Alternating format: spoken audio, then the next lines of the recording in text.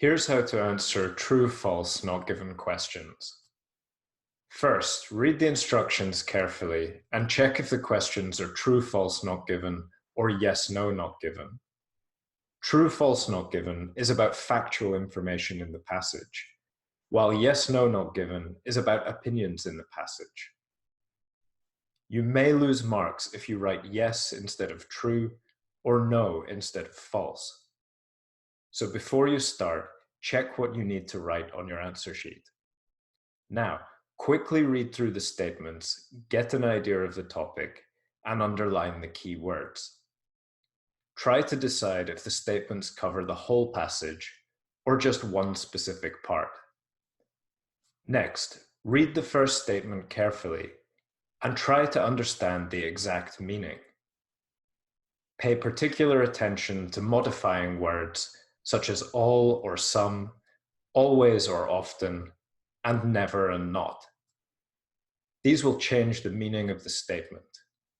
Then, scan through the passage looking for the key words. Remember that the words in the passage might not be the same as the words in the statements. They're more likely to be synonyms of these key words.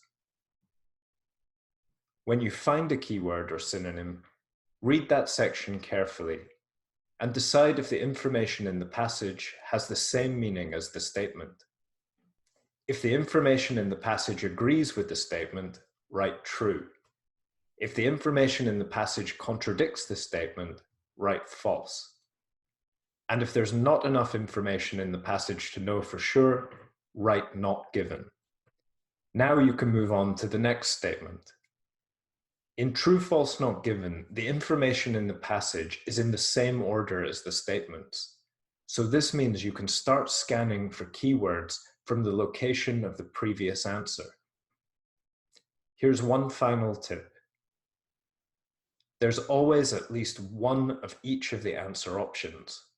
So you should have at least one true, one false, and one not given answer. If you don't have one of each, at least one of your answers is incorrect, so you should go back and check.